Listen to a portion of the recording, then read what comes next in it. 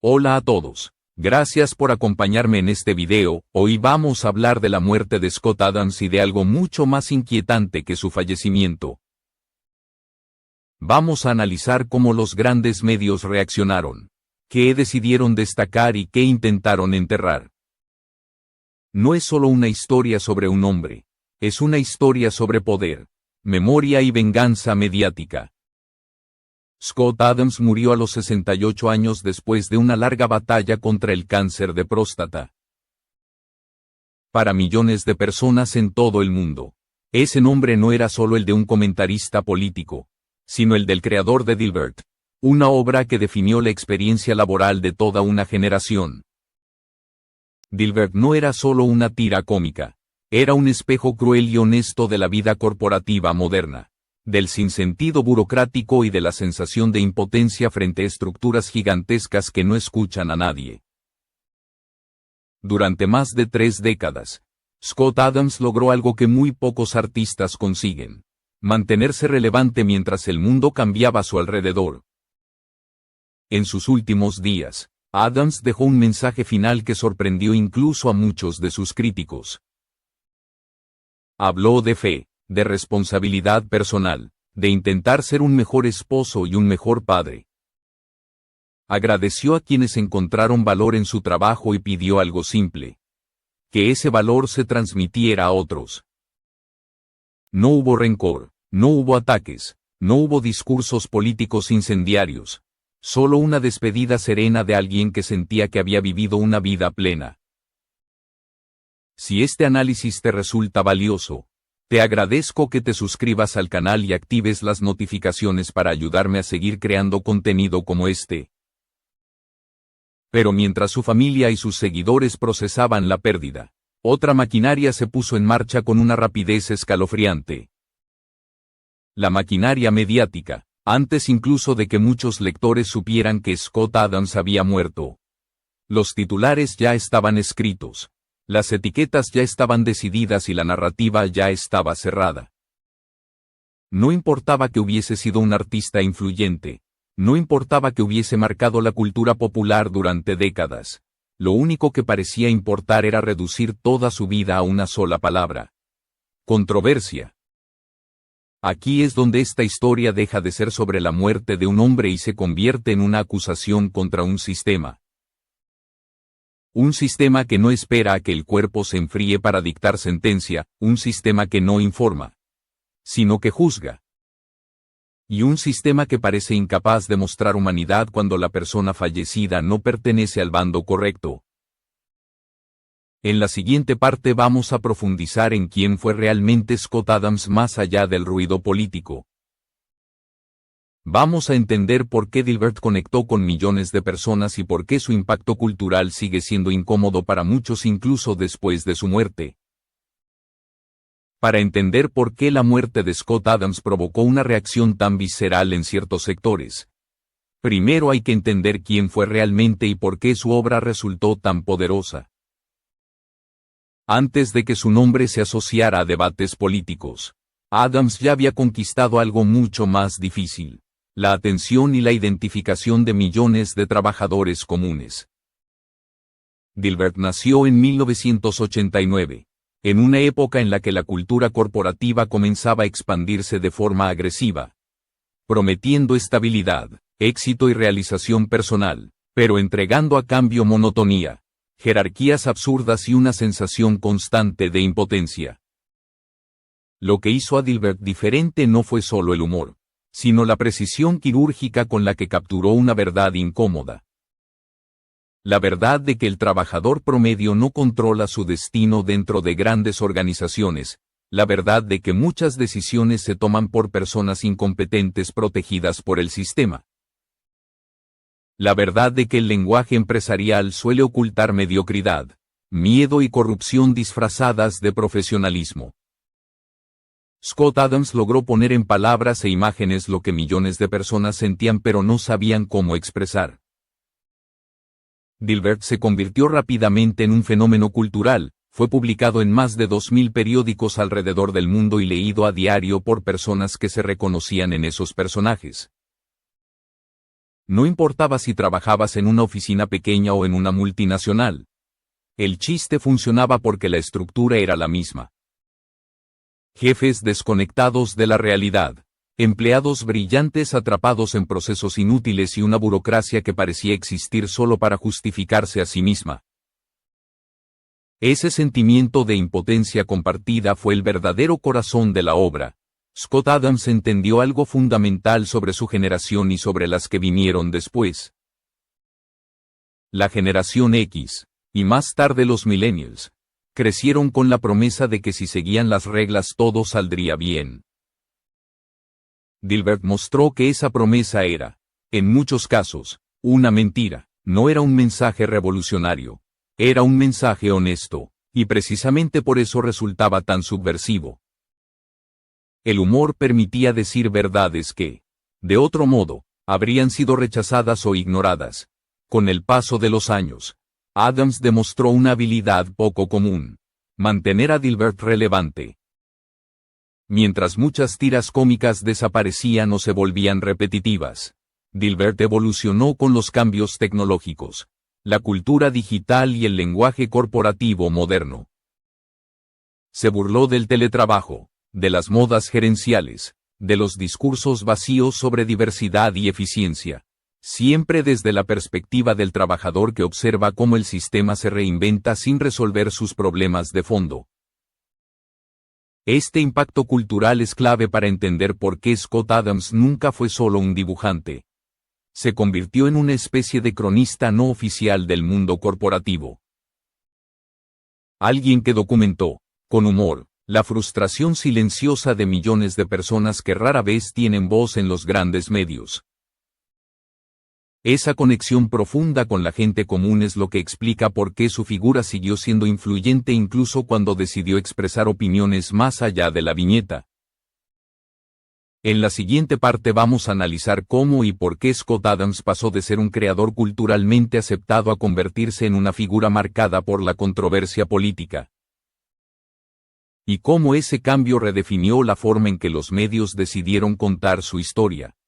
El punto de quiebre en la percepción pública de Scott Adams llegó mucho después de que Dilbert ya estuviera firmemente establecido como un fenómeno cultural.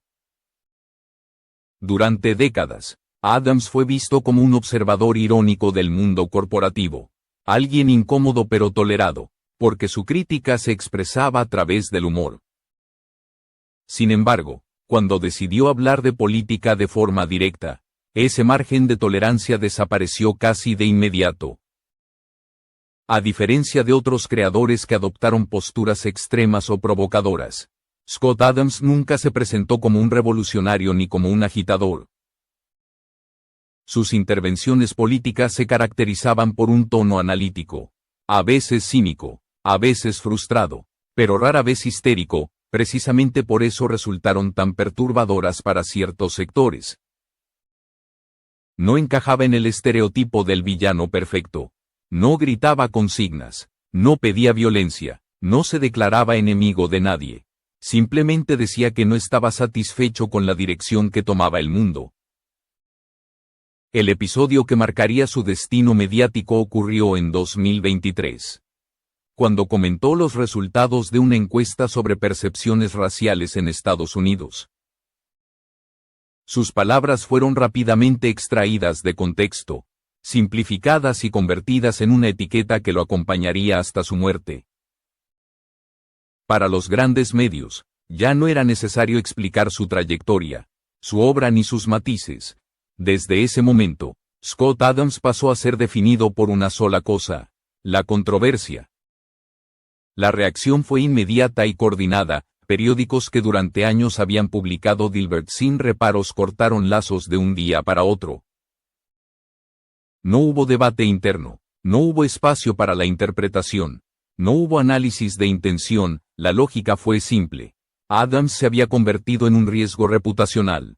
Y en el ecosistema mediático moderno, el riesgo se elimina, no se discute.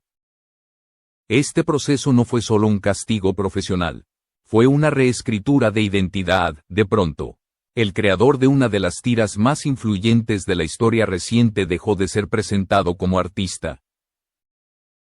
Su obra fue reducida a un pie de página incómodo, todo lo que había hecho antes parecía perder valor frente a la nueva narrativa dominante. A partir de ese momento, Scott Adams continuó trabajando desde plataformas alternativas, mantuvo contacto directo con su audiencia. Habló de temas que le preocupaban y siguió defendiendo el valor del pensamiento independiente. Se retractó públicamente para recuperar su lugar. No pidió perdón ritual. No adoptó el lenguaje exigido para ser perdonado. Esa decisión, consciente o no, selló definitivamente su exclusión del espacio mediático tradicional. Lo más revelador de esta etapa no fue solo la caída de Adams, sino la velocidad con la que ocurrió. Un hombre que había sido celebrado durante más de 30 años fue descartado en cuestión de días. Ese contraste brutal anticipaba algo aún más inquietante: la forma en que sería tratado incluso después de su muerte. En la siguiente parte vamos a examinar con lupa los titulares, los subtítulos y las palabras elegidas por los principales medios tras su fallecimiento. Ahí es donde la historia adquiere un tono todavía más oscuro. La verdadera prueba de cómo un sistema trata a una persona no aparece cuando esa persona está viva y puede responder, sino cuando muere. En el caso de Scott Adams, los grandes medios no decepcionaron a quienes ya esperaban lo peor. Los titulares comenzaron a circular con una velocidad que daba la impresión de que muchos artículos ya estaban preparados de antemano, solo a la espera de cambiar la fecha. Algunos medios optaron por una apariencia de neutralidad, anunciaron su muerte, mencionaron su edad y su obra más conocida, y solo después introdujeron la controversia. A simple vista, podría parecer un enfoque equilibrado, pero incluso en esos casos, la estructura del mensaje dejaba claro qué debía recordar el lector. No su legado cultural, no su influencia generacional, sino la acusación que lo había convertido en un paria mediático. Otros fueron mucho más directos. Desde el primer titular, Scott Adams dejó de ser un creador para convertirse en un adjetivo: controvertido, desacreditado, caído en desgracia. Palabras cuidadosamente elegidas para definir toda una vida en una sola línea. El mensaje era claro. No se trataba de informar sobre una muerte, sino de dictar un veredicto final.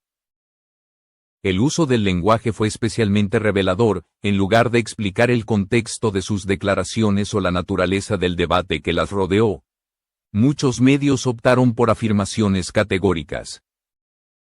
No hubo preguntas, no hubo matices. El lector no fue invitado a pensar.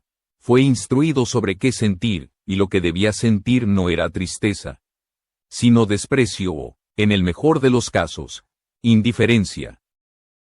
Este patrón no es nuevo, pero en este caso fue especialmente evidente. La muerte de Scott Adams se convirtió en una oportunidad para reafirmar una narrativa política. Para algunos editores, era más importante recordar al público por qué debían desaprobarlo que reconocer el impacto real de su trabajo. La humanidad del individuo quedó completamente subordinada a la utilidad ideológica de su figura.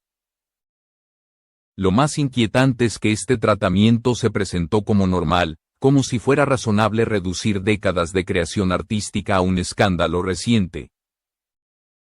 Como si la complejidad de una vida pudiera resumirse en una etiqueta diseñada para generar clics y confirmar prejuicios. Esta normalización del desprecio es, quizás, el síntoma más grave de todo el proceso. Mientras tanto, muchos lectores percibieron la disonancia. Personas que crecieron leyendo Dilbert, que nunca prestaron atención a las opiniones políticas de su autor, se encontraron con titulares que no reconocían. Para ellos, Scott Adams no era una caricatura ideológica. Era alguien que había puesto en palabras su frustración diaria durante años. Esa desconexión entre la experiencia real del público y la narrativa mediática abrió una grieta difícil de ignorar. En la siguiente parte vamos a ir más allá de los titulares y analizar las comparaciones, los dobles estándares y los ejemplos más extremos de esta lógica mediática. Ahí es donde el caso de Scott Adams deja de ser excepcional y se convierte en un síntoma de algo mucho más profundo. Cuando se observan con más atención las reacciones mediáticas a la muerte de Scott Adams, aparece un patrón que va más allá de un solo individuo. No se trata únicamente de criticar a alguien por sus palabras, sino de establecer jerarquías morales convenientes. Algunos muertos merecen respeto, otros merecen ser advertencias, y esa diferencia no suele depender de lo que hicieron, sino de a quién incomodaron. Uno de los contrastes más llamativos surgió al comparar el tratamiento de Scott Adams con el de otras figuras profundamente controvertidas. En distintos momentos, los mismos medios que describieron a Adams con términos como desacreditado o racista, utilizaron un lenguaje sorprendentemente suave para personajes con historiales mucho más oscuros. Esto no pasó desapercibido para el público. La pregunta comenzó a circular de forma casi inevitable. ¿Por qué tanta dureza con un dibujante y tanta cautela con otros? Este doble estándar no es accidental, funciona como una señal interna dentro del ecosistema mediático. Marca claramente quién pertenece al círculo aceptable y quién debe ser castigado incluso después de muerto. Scott Adams no fue juzgado solo por lo que dijo, sino por no alinearse con la narrativa dominante en un momento determinado. Ese fue su verdadero pecado. Las redes sociales amplificaron este fenómeno, mientras algunos usuarios repetían titulares y etiquetas sin cuestionarlos. Otros expresaron una incomodidad creciente. Personas que nunca se consideraron seguidoras de Adams comenzaron a defender una idea básica: que la muerte debería imponer al menos un mínimo de decencia. No se trataba de estar de acuerdo con él, sino de reconocer que reducir toda una vida a una caricatura ideológica era profundamente injusto. Entre esos comentarios apareció un punto clave. Muchos señalaron que Scott Adams nunca se comportó como un extremista. No llamó a la violencia. No promovió el odio organizado. No construyó su carrera sobre la humillación de otros. Su verdadero delito fue aplicar sentido común a preguntas incómodas y negarse a adoptar el lenguaje obligatorio de su tiempo. Eso, para ciertos sectores, resultó imperdonable. Este caso también reveló algo inquietante sobre el poder cultural. Los medios no solo informan, también enseñan a recordar, deciden qué aspectos de una vida deben sobrevivir y cuáles deben desaparecer. En el caso de Scott Adams, la lección parecía clara: si te sales del guión, incluso tu muerte será utilizada para advertir a otros. Sin embargo, fuera de ese circuito mediático, la memoria funcionó de otra manera, en conversaciones cotidianas, en oficinas, en foros y en mensajes privados. La gente recordó a Dilbert. Recordó la risa incómoda frente a un jefe incompetente, recordó sentirse visto y comprendido en un entorno que rara vez escucha a sus trabajadores. Esa memoria informal, no autorizada, resistió a la narrativa oficial. Y ahí reside la paradoja. Mientras algunos intentaban borrar el legado de Scott Adams reduciéndolo a un escándalo, millones seguían conectándolo con una experiencia compartida. Una experiencia que no desaparece porque un titular lo ordene. Esa tensión entre la memoria impuesta y la memoria vivida es el núcleo de este conflicto. En la última parte vamos a cerrar esta historia, vamos a reflexionar sobre qué dice todo esto acerca de nuestra cultura, de la política moderna y de la forma en que elegimos recordar a quienes nos incomodan. La historia de Scott Adams no termina realmente con su muerte, termina con una pregunta incómoda que muchos prefieren evitar. ¿Qué tipo de sociedad somos cuando permitimos que el desprecio sustituya a la humanidad? No se trata de estar de acuerdo con todo lo que dijo o pensó, se trata de reconocer que una vida es más grande que su momento más polémico. Scott Adams fue, ante todo, un creador, un observador agudo que supo traducir la frustración silenciosa de millones de personas en algo comprensible, compartible y honesto. Dilbert no sobrevivió durante décadas por casualidad, sobrevivió porque decía verdades que otros no querían decir. Verdades pequeñas pero universales, verdades que no necesitaban ideología para ser reconocidas. El intento de reducir su legado a una etiqueta política revela más sobre quienes lo hacen que sobre él, revela un miedo profundo a la disidencia tranquila.